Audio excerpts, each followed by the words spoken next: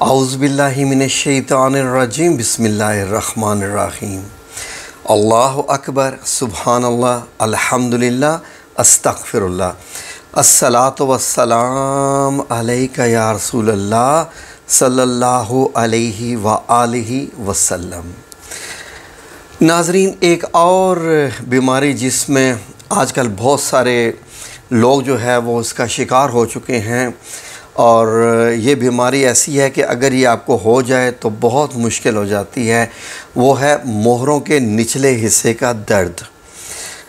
इस बीमारी को उर्दू में अर्कन निसा कहते हैं और इंग्लिश में इसको जो शैटिका कहते हैं, लेकिन जो इसके स्पेलिंग्स हैं, जो सही इसकी प्रोनाउंसिएशन है, उसके हिसाब से इसको स्याटिका कहते हैं। लेकिन क्योंकि पाकिस्तान में लफ्ज़ शैटिका मशहूर हो चुका है तो मैं यही लफ्ज़ इस्तेमाल करूँगा ताकि आप लोगों को समझ आ सके। नाज़रीन, ये दर्द क्या है? अक्सर औक़ात किसी गलत पोजीशन में रहने की वजह से या मोहरों में गैप में कमी आने की वजह से एक नर्व होती है जो कि रीढ़ की हड्डी से नीचे शुरू होती है और ये सीधा टांग में से गुज़रती हुई कहाँ तक जाती है? एड़ी तक। ये पाँव की एड़ी तक ये नर्व जाती है। इस नर्व का नाम शैटिका है। ये लंबी तरीन नर्व है हमारे जिस्म की, और जब ये नर्व मुतासर होती है तो उससे क्या क्या होता है कि कमर के नीचे वाले हिस्से में पीछे मोहरों का दर्द होता है, और या आपकी दाएं या आपकी बाएं टांग दोनों में से वो मुतासर होती है। उसमें से आपको क्या क्या फ़ील होगा? ऐसा लगेगा कि जैसे शायद आपकी बाएं टांग में ताकत कम हो गई है। ऐसा लगेगा कि जैसे इसमें खून नहीं दौड़ रहा, इसमें ताकत कम हो गई है और अब आप चलने में भी मुश्किल पेश करेंगे, बल्कि ऐसी मुश्किल पेश आएगी कि ऐसा लगेगा कि टांग उठाना भी मुश्किल है। और अक्सर औक़ात लोगों के ऐसा होता है कि ये सुन्न होना शुरू हो जाती है। ये टांग बड़ी परेशानी महसूस करते हैं कि ये है क्या? ये नर्व होती है जिसके दब जाने से जो है वो टांग सारी मुतासर हो जाती है उस तरीके से। तो नाज़रीन, ये दाएं में हो सकता है, बाएं में भी हो सकता है। इसलिए नाज़रीन, इसकी ट्रीटमेंट करना बहुत ज़रूरी है, क्योंकि नाज़रीन आजकल के दौर में हम लोग इतने मसरूफ़ हो चुके हैं कि इस दौर में हमारे पास टाइम रहा ही नहीं है कि हम अपने लिए भी सोच सकें। अपने लिए से मुराद है कि एक्सरसाइज कर सकें, या हम अपने कुछ खाने पीने का ध्यान रख सकें, या कोई वॉक कर सकें, या ये करें बस, या कारोबार, या मोबाइल, या रिलेशंस ऐसे हैं कि जनाब आपको अपने लिए भी वक्त नहीं है। हैरानगी की बात है वैसे, लेकिन चलें, अब जिसको ये हो जाए अर्कन निसा। नाज़रीन, वैसे अक्सर औक़ात किसी से बात करो तो वो कहते हैं निसा, ये तो औरतों की बीमारी है अर्कन निसा। तो साथ लफ्ज़ निसा का लगा हुआ है तो इसलिए ये मर्दों में भी होता है, और अमूमन ये तकरीबन 40, 50, 60, 70 या इससे ऊपर की जो एजेस हैं उनमें भी हो सकता है। और जब हो जाता है तो बड़ी ही सूरत हाल जो है वो ख़राब होती है और शदीद दर्द होता है, और जब टांग खिंच जाती है, में खिंचाव आ जाता है, तो उस पेशेंट के लिए वो फिर बर्दाश्त करना मुश्किल हो जाता है, और वो वज़न डालना भी उसके लिए मुश्किल हो जाता है। तो नाज़रीन, जिसको ये हो जाए अब वो क्या करे? नाज़रीन आप सुनें। अब सबसे पहले तो यह है कि अपना लाइफस्टाइल चेंज करना पड़ेगा। आपको थोड़ी सी एक्सरसाइज करनी पड़ेगी।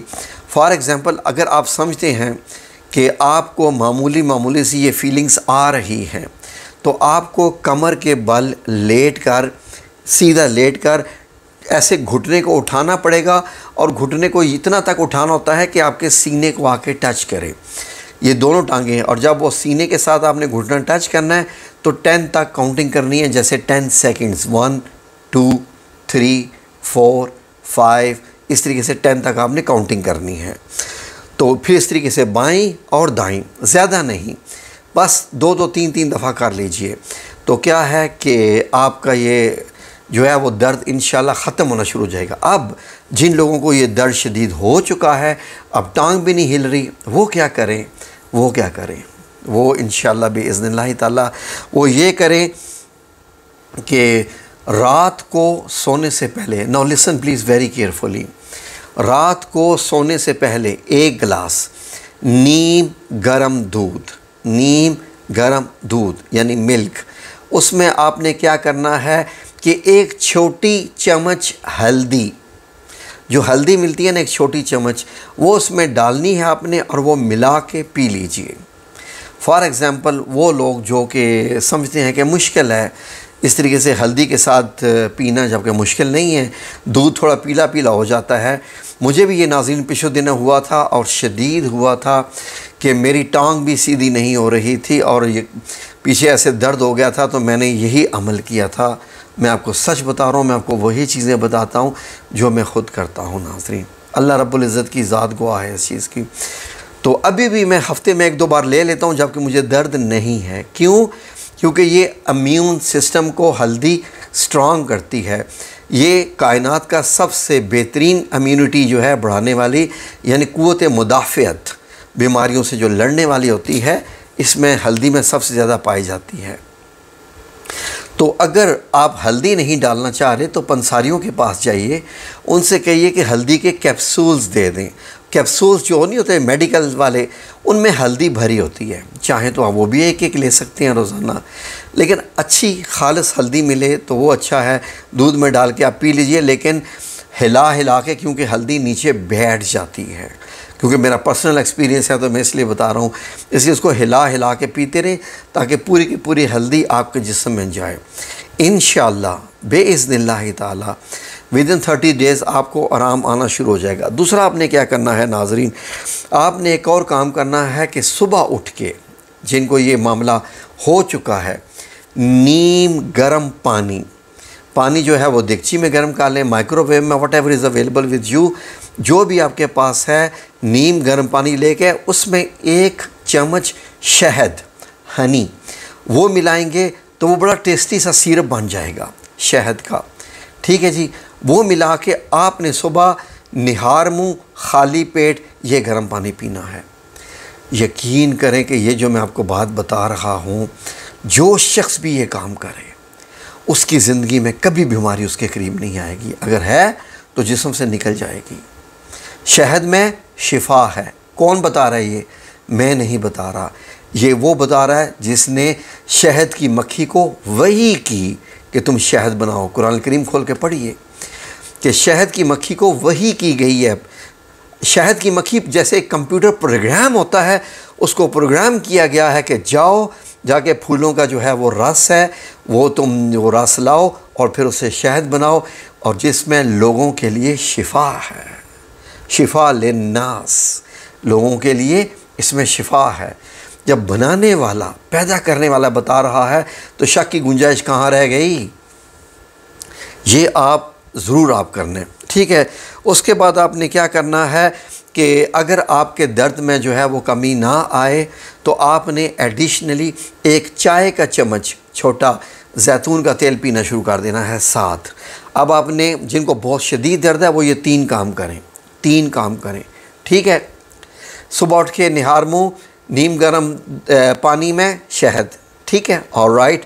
रात को सोने से पहले नीम गर्म दूध में 1 छोटा चाय का चम्मच हल्दी का मिक्स करके, और 1 छोटा शायद चाय का चम्मच जैतून का तेल भी।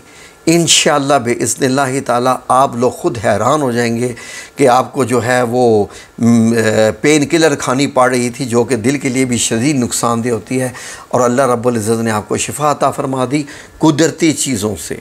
कुदरत ने हर चीज़ का इलाज बनाया हुआ है, हमें नहीं पता होता।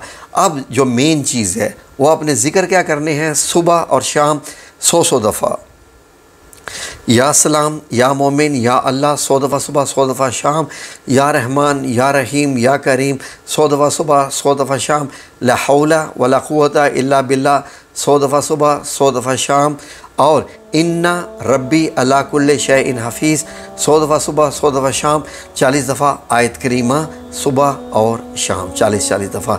स्क्रीन पे लिखा हुआ आ रहा है, स्क्रीनशॉट ले लीजिए। मेरे रब ने चाहा, इंशाअल्लाह वो चाहेगा, मेरे रब्बे करीम है वो, आप बिल्कुल ठीक हो जाएंगे। ठीक है जी। दुआ में याद रखिएगा। जज़ाकमुल्लाह खैर। अल्लाह आप सब लोगों को अपनी ज़ुबान में रखे और हर दर से महफूज रखे। अल्लाह हाफ़िज़।